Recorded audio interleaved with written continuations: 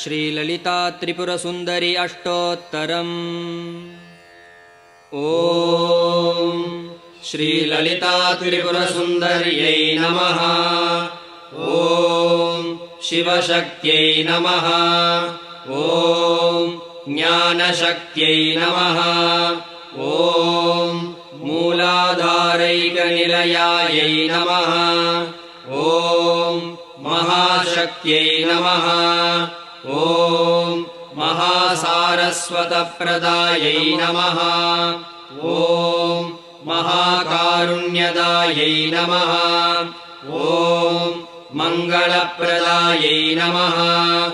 ॐ मीनाक्ष्यै नमः।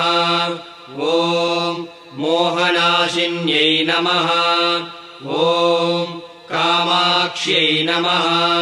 ॐ कल्याण्यै